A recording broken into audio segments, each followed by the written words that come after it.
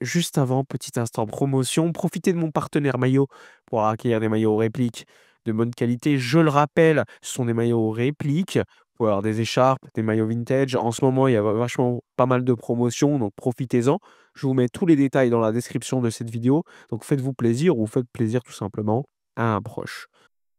Alors les amis, aujourd'hui on se retrouve pour une nouvelle vidéo avec des nouvelles informations comme d'habitude. Donc n'hésitez pas à donner un petit like avant de débuter la vidéo parce que ça permet d'avoir un meilleur référencement de celle-ci et surtout qu'il y ait encore une communauté encore plus énorme de mon côté avec un live encore une fois sur YouTube et sur Twitch ce soir en live. Donc soyez présents comme d'habitude à 18 h. Alors allons-y pour les informations de la journée.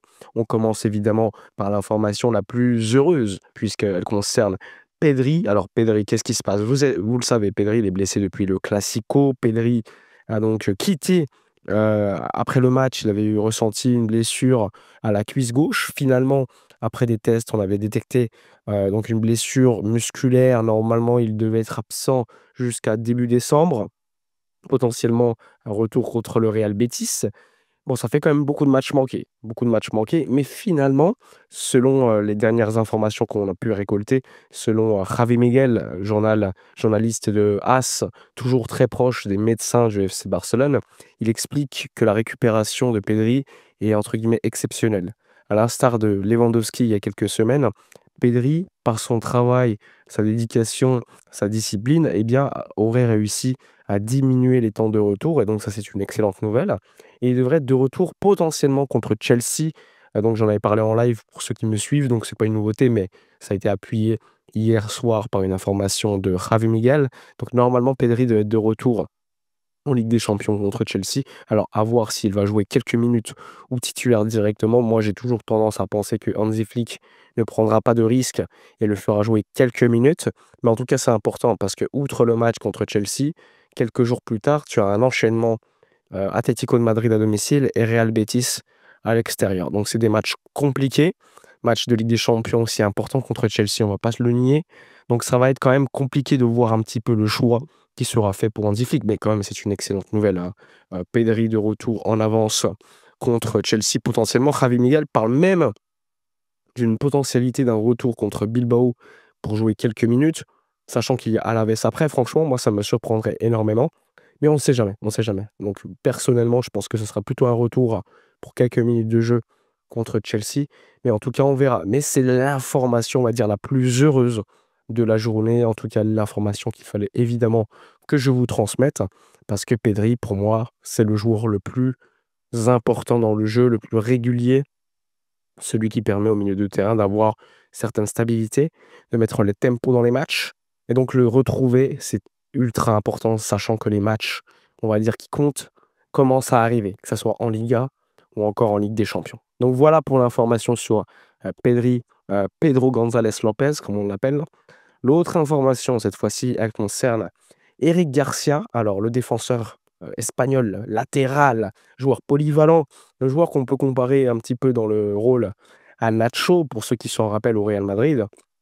Il y a Eric Garcia, on va pas se le nier, depuis une bonne année. C'est un joueur qui est devenu à Barcelone un joueur clé, un joueur ultra important, un joueur qui est capable de dépanner tantôt sur le côté droit, tantôt comme défenseur central, comme numéro 6 même parfois. On va pas se le nier, c'est un joueur ultra important et aujourd'hui peut-être le meilleur défenseur de cette équipe, en tout cas le moins mauvais aujourd'hui. Et donc l'information, c'est quoi? L'information, elle est simple, hein. Le FC Barcelone a donc avancé dans les négociations entre l'agent du joueur et donc Deco pour une prolongation de contrat jusqu'en 2029 avec une année supplémentaire en option, sachant que le Paris Saint-Germain avait montré un intérêt, sachant que Tottenham et Chelsea également, il y avait eu des discussions avec l'entourage. Le PSG était intéressé, il faut le savoir, pour le signer libre de tout contrat. Finalement, le FC Barcelone a toujours montré de l'intérêt pour le prolonger, déjà depuis quelques mois. Et donc, normalement, ça devrait se concrétiser lors des prochaines semaines. Objectif, une prolongation avant le début de l'année 2026. Le Barça veut absolument que Eric Garcia n'entre pas dans les 6 derniers mois de son contrat sans avoir prolongé. Donc, la volonté claire du directeur sportif Deco, c'est continuer cette prolongation de contrat comme il l'a fait pour Frenkie de Jong, comme il l'a fait pour Rafinha, Koundé, Koubarsi, Fermin, etc., etc. Sachant que les prochaines prolongations de contrat qui seront discutées un peu plus tard dans la saison, on parle beaucoup de Ferran Torres, on parle également beaucoup de Casado qui a changé d'agence et qui est désormais chez Polarisport, avec notamment Jorge Mendes qui est toujours un petit peu là également. Donc à voir si cela veut dire un départ pour Casado l'été prochain, ou simplement une nouvelle agence pour négocier une prolongation de contrat avec des termes différents. En tout cas, ça va être des mois prochains concernant les prolongations de contrat assez actifs côté Barcelone, avec évidemment des départs éventuels lors des prochains mercatos. Lors du mercato d'hiver, je vous l'ai déjà dit, Marc-André ter Stegen semble être le candidat le plus probable. Alors que pour l'été prochain, il y en a beaucoup plus avec des fins de contrat. On parle beaucoup de Lewandowski qui lui intéresse beaucoup l'AC Milan qui pourrait l'accueillir libre l'été prochain. Décision qui n'a pas encore été prise par ailleurs par Lewandowski. Il y a également l'Arabie Saoudite, il y a Fenerbahçe qui est intéressé par le Polonais déjà pour le mois de janvier. Mais Lewandowski ne quittera pas le Barça au mois de janvier, il faut le savoir. Donc il y a quand même beaucoup d'intérêt autour du Polonais. Est-ce qu'il va prolonger d'une année avec un salaire moindre? Ce n'est pas écarté non plus. Le Barça n'a pas fait encore de discussion avec lui par rapport à cela. Ça sera beaucoup plus tard dans la saison. Mais en tout cas, c'est des éventualités qu'il ne faut pas exclure aujourd'hui. Ensuite, il y a le dossier Andreas Christensen qui s'est exprimé en conférence de presse hier avec le Danemark. Quand on lui a demandé s'il avait un plan B au Barça pour l'été prochain, il a dit que non, qu'il se concentrait pour le moment sur Barcelone et qu'ensuite, c'est ses agents qui travailleront par rapport à cela. Un Christensen qui aujourd'hui est beaucoup plus proche d'un départ de Barcelone, puisque Deco, l'été dernier, avant le mercato même, lors d'une interview, il avait déjà dit que Christensen était le défenseur central qui devait partir. Il avait dit ça directement, quand même, c'était fou. Finalement, il était resté. Et à la fin du mercato, c'était plutôt Inigo Martinez, suite à l'offre de l'Arabie Saoudite, qui était parti. Mais Christensen est tellement un joueur blessé, pas fiable, malheureusement physiquement, que probablement il va quitter le Barça libre de tout contrat à la fin de la saison. Alors que lorsqu'il est dispo, eh bien franchement, c'est un joueur ultra intéressant. Le problème, c'est qu'il est rarement dispo. Toujours des gênes musculaires, toujours des mal de ventre, des maux de ventre, toujours des difficultés physiques.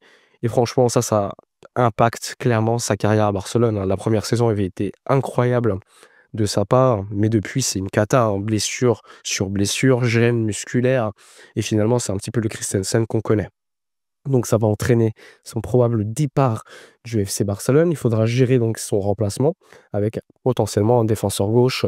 Et là, on parle beaucoup de Schlotterbeck, on parle beaucoup d'autres joueurs qui intéressent beaucoup le Barça, mais pour l'instant, il n'y a pas eu de contact, pas eu d'avancée, un petit peu tôt. Et en tout cas, le Barça pense déjà à remplacer Christensen l'été prochain. Voilà tout simplement pour les informations de la journée. N'hésitez pas comme d'habitude, comme je vous l'ai dit, à mettre un petit like pour pousser le référencement de la vidéo. N'hésitez pas également à nous retrouver ce soir à 18 h en live pour parler de l'actualité du Barça. N'hésitez pas, comme je vous l'ai dit, à me rejoindre également sur Twitch. Moi, je vous dis à ce soir et d'ici là, comme d'habitude, portez-vous bien.